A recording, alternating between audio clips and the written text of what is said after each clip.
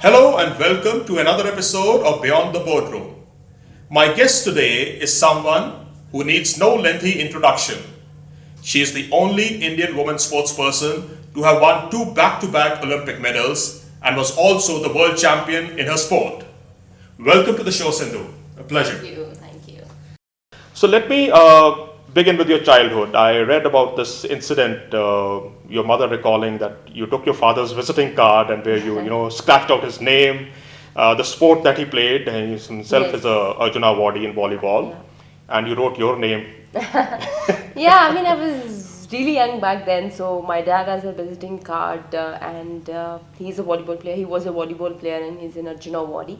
Of course, both my parents are volleyball players, and so I don't know, all of a sudden there was an action picture of him, he hitting the ball, so I made it myself, like I put a racket on it and I just put a shuttle to the ball, and yeah, I made it that, okay, one day I'm gonna be and I'm gonna see myself. So I think, yeah, that was I mean, when I look back, I feel, wow, like, it was like, I had no intention back then. I wanted to become a champion, and now when I look back, I feel really happy that, like, wow, like I had that vision, aim, that I wanted to become something. Yeah. How old were you then?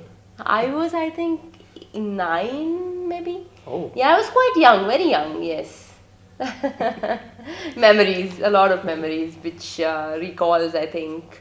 It wasn't easy back then because, back then it was all like short-term goals where when I started playing, you would want to you want to win tournaments like district level, state level, national level. And I never thought that, okay, I would become an Olympic medalist or Olympic champion. So it was all like, okay, I want to win. What is next? Like, let's say in my age group, I had to play under 10. So I wanted to win under 10 nationals or under 13 nationals. So they were very short-term goals at that point of time. So yeah, a lot of memories. So when did you first, realize, or when did you tell yourself first that, okay, maybe I can now, aim for the world championship and Olympic? So I think 2012 was the breakthrough moment for me because at that point I was playing a tournament. It was a China Open and I beat Olympic champion then in 2012 when she won the Olympics. As soon as she came back, I beat her in one of the tournaments, and then I decided and I thought for myself that if she can do it, why can't I? So that's when it all started, that it is definitely not going to be easy, but I am going to work hard. So you come from a family of sports persons. Both your parents were, of course, volleyball players. Yeah. Your sister, Divya, right? She herself was a national level netball player, and in fact, she was the more talented one, but as your father said, the more lazier also of the two. So did it feel sort of, when your father actually made this statement to the press after your Olympic medal, did you feel like, that I've shown it to him that I can do it? No, I think it was more of, she was more into studies. She wanted to become a doctor back then, and she was showing a lot of interest on studies, and her aim was to become a doctor back then. And she used to play really well in at school level. She used to be number 1. Even studies, she really studies well, and so she used to play basketball, netball. And of course, there's a small incident where I was really young, and then my sister and my cousin sister were playing badminton near my house, and I wanted to play with them. And we are like 7 years apart. She's older than me, 7 years. So I think, so when they were playing badminton, I was like, let me also play, please join. I would want to join you guys, but they were like, you don't know how to play. So when I look back and when I think, okay, now let's see, then it's like we all laugh at it. But it was a really funny incident, and nobody thought I would become like a champion and be here today. But I think overall, she used to play, but then it was more like I was the one who would want to like go every single day more into sports, and my sister was more into studies. I would put that way. When we see the Sindhu on court, playing matches, of course we watch it on television, you are absolutely aggression personified. I mean, there is like, you're going to eat up the opponent. And when we see you off court, you're this, smiling, cheerful countenance. So is that something that you have to work for, the aggression as a sports person, especially, considering this general perception that we have that Indians, by and large, are not very aggressive on the field in any sport? I mean, definitely it is important to be aggressive on court, because you need to have that josh and that goal that yes, you want to play and you are playing for the country and you want to win for yourself. But at the same time, definitely it just doesn't come like naturally. I mean, for me at least, because I remember when I was playing, and I think when I was 15, 16, I used to not shout. I used to just play. I used to play a very plain game, and then my coach obviously used to be like, you have to shout and you have to be aggressive, and that's when it all started. But I think now I would say that on court, I don't know, I get into that zone and I become so aggressive that I just want to win and I just want to beat the opponent. But I think that needs to be there, because when you're focused and when you're concentrated, I think it's very important that you're in the zone and you need to give your best and you need to play your 100%. So, I mean, outside, a lot of people think that I'm a very serious person and I'm very aggressive on court. So off court also she's the same. But I think it's quite opposite to that, off court, and I'm a very jovial person, and yeah. So what do you do off court? I mean, I don't have to do anything. It's just that, off court I just come out from my zone. Like, when I play badminton, yes, I am there. But outside, it's like I'm a normal person, like any other, human being. So, in terms of, there is also this danger, or you can say a concern that, sports persons who are really young, who are achieving great, milestones in their career, the, possibility of keeping them, burning out is also there.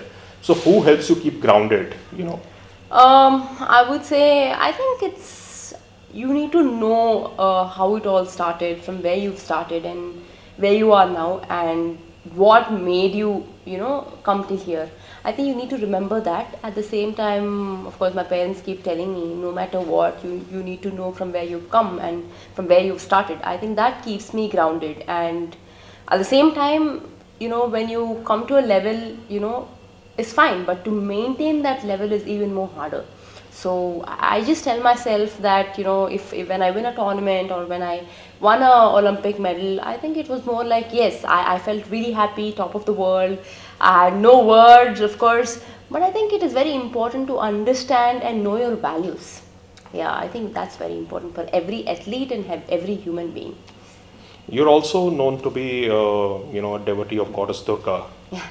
So, is there, some prayer that you say before going into important matches? Because I read that you're quite religious, and before matches you do say a prayer. Yeah, actually, I do believe in God, and I mean, there are a lot of temples in India, and I keep traveling to there at times, like Tirupati, and of course in Hyderabad also, Durga Mata. I think there are a lot of temples. So I keep visiting, I keep going. So just before the match, I just do I would say just a prayer thing, saying that, I need to give my best. Just I hope, your blessings are always with me. I think it's always good to have that belief in God and that He will be there to take care of you no matter what. So before going, I just pray that I need to do my best and give my best, and rest is destiny. But what happens when, things don't go according to plan? I think at times, when things don't go according to what you want, definitely it is sad and you will try your level best to make it happen. But you also need to understand that every day is not your day. Sometimes it happens. I mean, life is all about ups and downs. You keep winning, you keep losing. But I think it is also important that how you take it, right? You have to take it in such a way, you have to be very sportive, that you must think for yourself that it is okay. And next time I come, I need to work more harder on my mistakes and come back stronger. I think that is very important, because at times, when you lose, of course, including me, you feel sad, you'll be like, I could have won that match, but, nothing went well, everything went wrong. But I think it's important that maybe 1 hour, 2 hours, or one day is fine to feel sad and think about it. But I think the next day you have to, just get back to training and focus on what you have to do and learn from your mistakes and come back stronger, because it's not just end of the world, right? There is a lot more to go, and this one game doesn't show that it's end of the world or you're done playing or you will stop playing. So you have to understand that you need to keep that self-belief and hope that the next time you play you shouldn't make those mistakes, and it is okay to lose. It is okay. I mean, it's all part of the game. Yeah. You mentioned somewhere in one of your media interactions, I recall, that compared to the Tokyo Olympics in 2021, there was less of a pressure in the Brazil Olympics, Rio de Janeiro, in 2016, which is why probably you performed much better in terms of comparison, if you were to take. Though, I mean, you won a medal in Tokyo also. That pressure was external or internal? I think 2016, to compare 2016 and 2020 Tokyo, obviously due to pandemic we had to shift a year, but 2016 I went in as an underdog. So it was more like I had no pressure and no expectations. It was my first Olympics. I was just thinking that I need to give my best, play my game. And of course I won, and after that there have been a lot of responsibilities and a lot of expectations. So I think 5 years down the line, Tokyo it is, and I think there were a lot of expectations where Sindhu will get a medal, we won gold, and she's definitely going to get a medal. So I think it was more of like there were a lot of expectations and there was a lot of pressure where people are expecting something from me. So I think that was a bit different, and I would say 2021 was much more harder that way. Because expectations were a lot more, and you would not want to lose their expectations, and you want to keep up to their expectations. So it wasn't as usual. I just played my game, gave my best, but unfortunately obviously I lost in the semi-finals, and so I had that bronze medal match. So I think I just gave my 200%, because it was just that one night I could do something. Either I could be back backing up myself that come on Sindhu, or it would be like, why did I lose, or I could have won. So I had a lot of mixed emotions that should I be happy that I have got another chance, or should I be sad that I lost an opportunity to go to the finals. But I think my coach just told me one thing, that there's a lot of difference between the bronze and the fourth position. I think that completely changed my mindset, and the next day it was not even 24 hours. So that this evening my match got over, and the next day morning I had a bronze medal match. So yeah, I couldn't sleep well. I was like, what is happening? What is going on? But I think everything paid off, I would say, and I mean, bronze was much more harder than getting a silver, because when you in 2016 when you go to the finals you already know that a medal is confirmed, right? But here you don't have a guaranteed medal where you have to play and win. So yeah, that was the difference. So in terms of expectations, which is to say the external pressures that you are facing, how are you then preparing for the Paris Olympics this year? I mean, well, I think I would see this Paris Olympics very differently, because I would say in a positive way. I am very happy that I would be definitely aiming for a medal. At the same time, I know there will be expectations, but I think I shouldn't take it too much to my heart, because that would cause extra pressure to myself, and maybe I would not be able to play my 100%. But I think even though there are people's expectations, I would take it in a very positive way, thinking that yes, there are a lot of people blessing me and wishing me luck that I have to win and get a medal.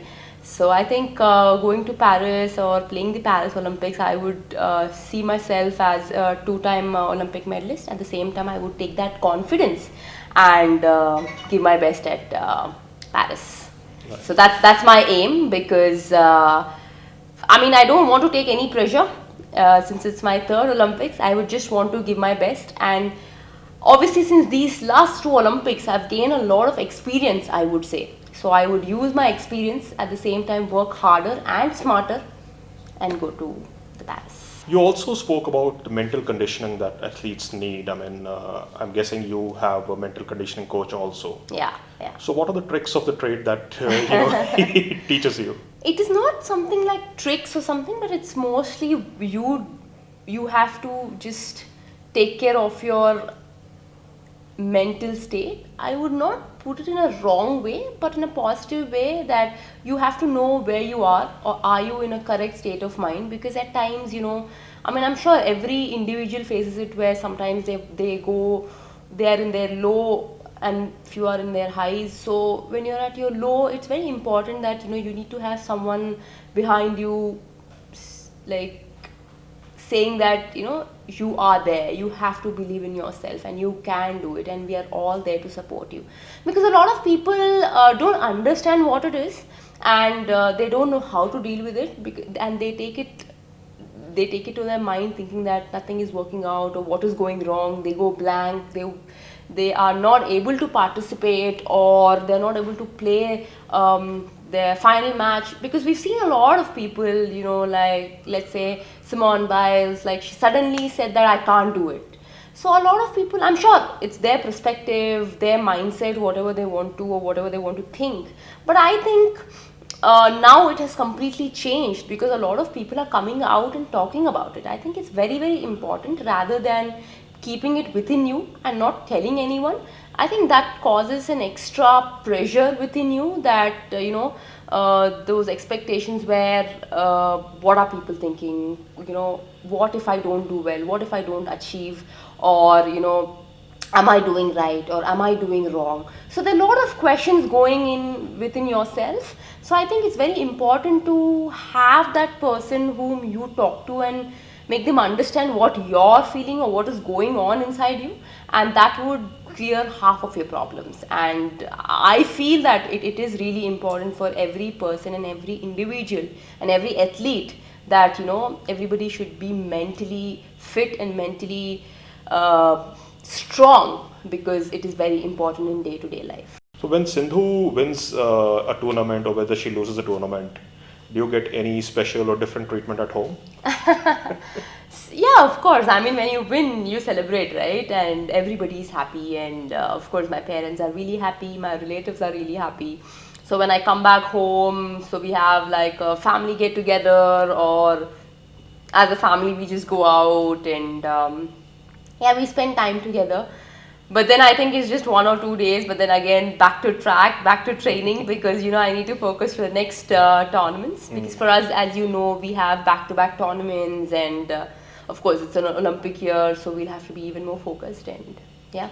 Talking about your game, it has changed over the past few years, and in fact I was watching a few videos. You used to have that jump smash, which was, I think, inspired by volleyball. And you seem to have, sort of deleted it from your arsenal. Is that deliberate, or is that something that, was planned? I think it was just as a change, I would say, because I think every time, I think in the women's circuit, the game has been changing. Sometimes, earlier it was more of a rally game, after that it was more of an attacking game, and now it's become more defensive, and again it is more of like, all-rounder, like, more of a rally, and then, when you get a chance, you just attack. So we'll have to be very smart enough to keep changing immediately.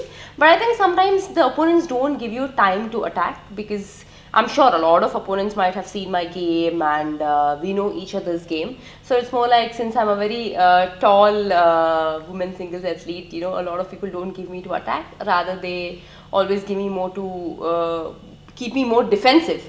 So I think there are definitely a lot of changes. But at the same time, we've been smartly working on our skill and technique, because it's very important, since I think the top athletes have been very consistent, and nobody just makes a mistake just like that. So you have to be consistent enough and be on court for a longer period of time.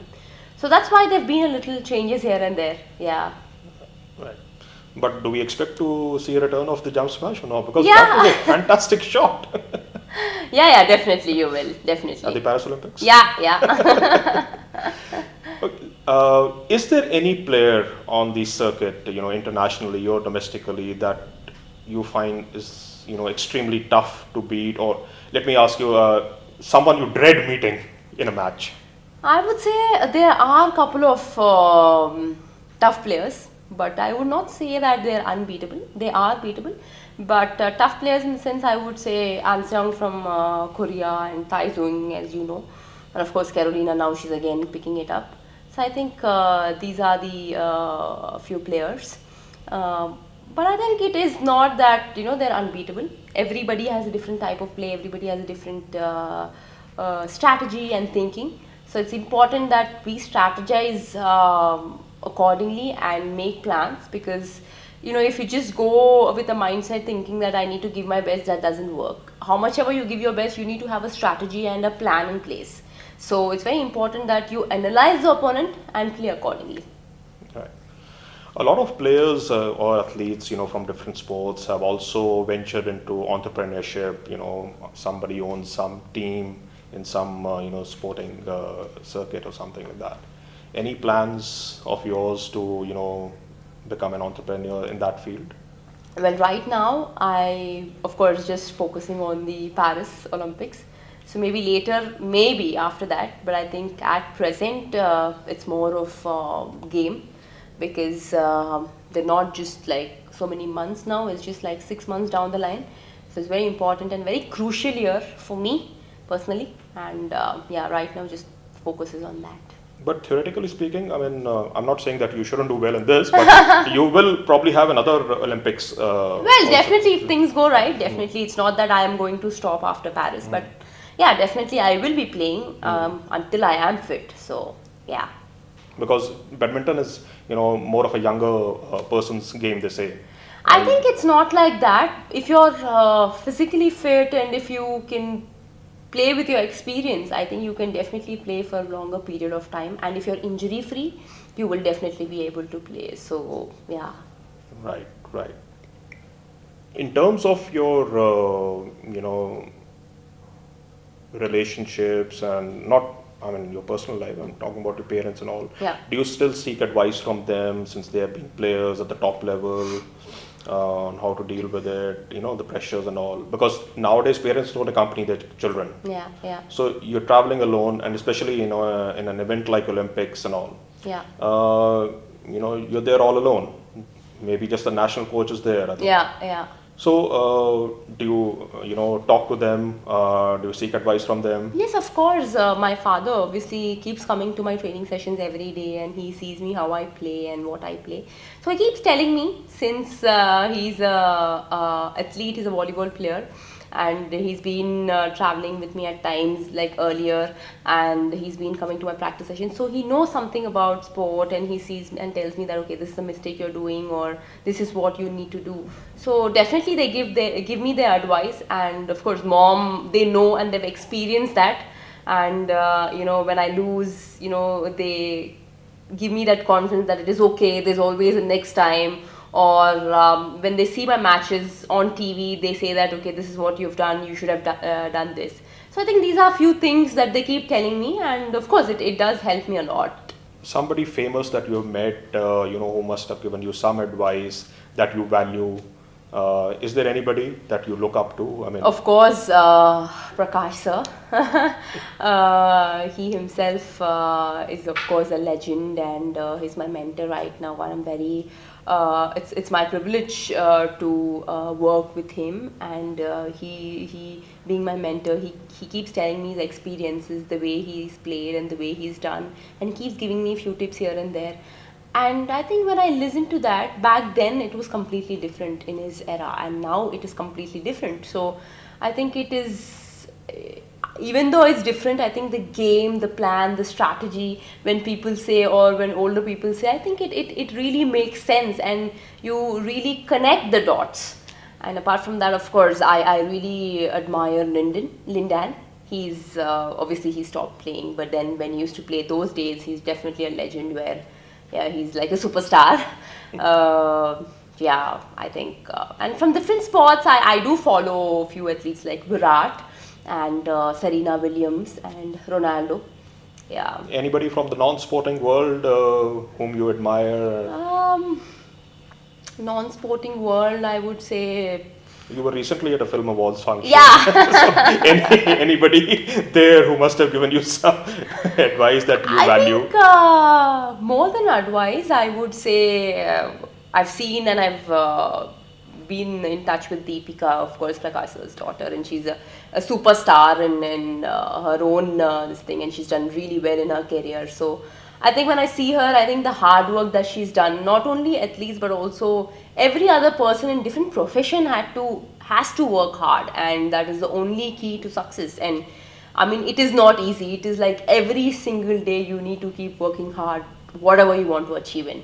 So I think when I talk to her or when I see her, and we've played also recently badminton, so she keeps telling me how it is, how her day-to-day life is. So it feels really nice that she used to play badminton, but then later on she chose her profession and she's into acting now. But I think it is definitely a tough task. Nothing is nothing is easy. Everybody needs to work hard. I think, yeah, I really admire in what she does, and of course Ranveer. He works really, really hard to get into that zone and do what you have to do, because obviously movie and cinema is more about emotion. You need to keep changing characters, and it is not easy at all. And I think apart from that, of course, Sudha Murthy, Adam, I think she's definitely inspired a lot of people. And Have you ever met? no, I haven't met her, but I keep seeing, I mean, the way she speaks, talks. I think definitely would love to meet her. And yeah, I think amazing personality. A lot of biopics, are being made. Have any such, desires that a biopic is made on you? And if so, who do you think would be best suited to play you? Well, there's still been talks going on, but not anything right yet. But obviously, a lot of people ask me, whom do you want to? I would definitely prefer Deepika, because I would definitely want someone who knows and who has played badminton, and Deepika herself has done that. So I feel she can do that better. But I think it's still there's still talks going on. Nothing is yet. And someone who's actually tall enough. Yeah. I'm sure, and she understands it pretty well, because her father is of course a legend, Prakash sir. So. Right. Well, thank you so much, Sindhu. It's been a Thank pleasure you. and an absolute honor meeting you. Thank you so Thank much. you so much for your time. So that was PV Sindhu, our guest today. We'll be back again soon with another guest in Beyond the Boardroom. Thank you for watching.